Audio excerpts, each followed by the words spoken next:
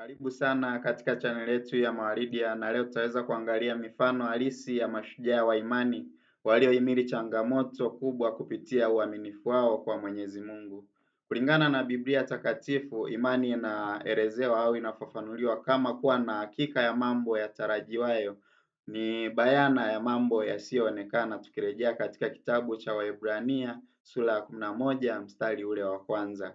Lakini pia changamoto zinapokuja, imani hutumika kama chombo cha kutusaidia kuvuka magumu kwa kumtumainia Mwenyezi Mungu badala ya akili zetu sisi wenyewe, kama tunavyohimizwa na tunavyosisitizwa na kitabu cha kilichoandikwa na Mfalme Sulemani, kitabu cha Mithali sura ya 3 mstari wa 5 hadi ule wa 6. Hapa tutaangalia mifano ile mitano ya watu halisi, ambapo mfano wetu wa kwanza utakuwa mfano kupitia mzee wetu Ibrahimu, ambaye yeye anajulikana kama baba wa imani. Tutamwelezea kupitia imani yake na utii wake kwa Mwenyezi Mungu. Ibrahimu anajulikana kama baba wa imani kwa sababu ya utii wake hata katika majaribu mazito, tukikumbuka ile changamoto aliyoweza kuipitia, ambapo Mungu alimwamuru amtoe mwanawe pekee ambaye alikuwa anaitwa Isiaka kama dhabihu mbele ya madhabahu ya Mwenyezi Mungu au mbele ya altari ya Mwenyezi Mungu. Lakini tendo la imani alilolifanya Ibrahimu, alimtii Mwenyezi Mungu akiamini kuwa hata kama Isaka angekufa, basi Mungu ana uwezo wa kumfufua kama vile alivyomfufua Lazaro. Kwa ajili hiyo imani yake ilikamilishwa kwa matendo hayo, tukirejea katika kitabu cha Yakobo, cha nabii Yakobo sura ya 2 mstari ule wa 22 hadi ule wa 23.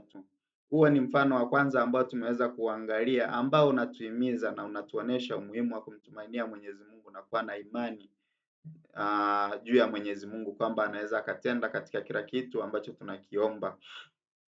Lakini pia tutamwangalia mfano wa pili ambaye tutamtumia Yusufu kama mfano wetu, ambapo Yusufu yeye tutamkumbuka kupitia imani yake katika dhiki pamoja na usaliti. Tukikumbuka maisha ya Yusufu ni mfano bora wa jinsi Mungu anavyoweza kubadilisha mabaya kuwa mema. Changamoto aliyoipitia tunakumbuka, alisalitiwa na ndugu zake na kuuzwa utumwani, kisha akafungwa gerezani nchini Misri kwa mashtaka ya uongo ambayo alitungiwa na ndugu zake. Lakini tendo la imani ambalo Yusufu anatuhimiza na anatuonesha kwamba Mwenyezi Mungu anaweza akatuinua hata katika nyakati ngumu, ni pale Yusufu alipoendelea kuwa mwaminifu kwa Mwenyezi Mungu gerezani, hatimaye akainuliwa kuwa mtawala. Lakini pia akawaambia ndugu zake, ninyi mlinikusudia mabaya, bali Mwenyezi Mungu alinikusudia mema, tukirejea katika kitabu cha Mwanzo sura ile ya 20. Lakini pia kuna mfano wa tatu ambaye tutamtumia nabii Ayubu, ambapo Ayubu yeye tunamkumbuka kupitia imani katika maumivu pamoja na hasara. Ayubu alikuwa na majaribu ambayo yangefanya watu wengi kukata tamaa, kama tungekuwa sisi watu wa karne hii au wa zama hizi. Tukirejea ile changamoto aliyoipitia, alipopoteza watoto wake wote, mali zake zote na afya yake kwa muda mfupi. Yaani ndani ya muda mfupi unapoteza watoto wako wote, labda ulikuwa na watoto 10 unawapoteza wote. Ulikuwa na mifugo, mali zote zinaporomoka, zinaisha, lakini pia afya yako wewe mwenyewe inaingia katika majaribu. Na ni wengi ambao tunapitia hii changamoto, lakini tunapaswa kuwa na imani tukimkumbuka yeye Ayubu, lakini pia tukikumbuka yeye aliweza kushinda kupitia kuvumilia yale maumivu. Licha ya maumivu yale makali aliyoyapitia, Ayubu alikataa kumlaumu Mwenyezi Mungu akisema Bwana alitoa na Bwana ametoa, jina lake na lihimidiwe. Tukumbuke kulitaja hilo, sio katika misiba tu, bali katika kila kitu na katika kila changamoto tunayopitia, iwe kwenye kupoteza, iwe kwenye kupata. Hivyo tunasema Mungu ametoa, Mungu atatoa na jina lake litahimidiwa, tukirejea katika kitabu cha Ayubu sura ya kwanza mstari ule wa 21. Lakini pia mfano wetu wa nne ambao tutamtumia nabii Daudi, ambapo yeye tutamwangalia kupitia imani yake ya ushindi dhidi ya jitu ambalo lilionekana ni jitu kubwa, Goliathi. Bila shaka kila mmoja hadithi hii na simulizi hii ya Goliathi ameweza kuisikia vizuri na anaielewa vizuri.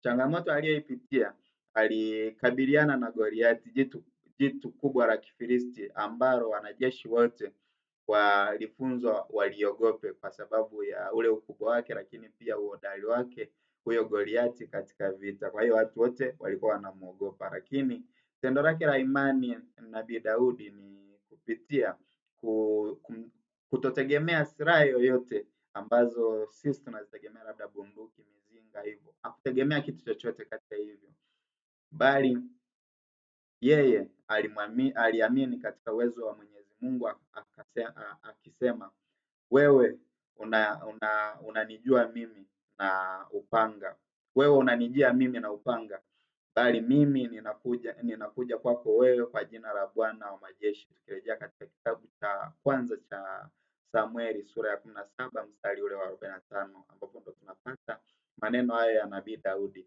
Kwa hiyo Nabii Daudi atufundishe kwamba hata katika majaribu yale ambayo tunaona kabisa hatuyawezi, Mwenyezi Mungu ana uwezo wa kutuvusha na kutufikisha kule ambapo tunatamani tuweze kufika.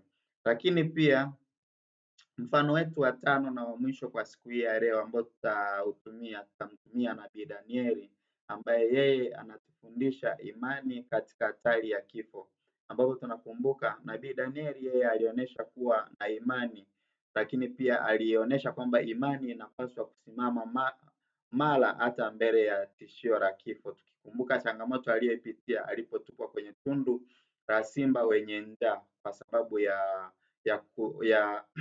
ya kuendelea kusali kwa Mwenyezi Mungu badala ya kumsujudia au kusali kupitia kumwomba mfalme.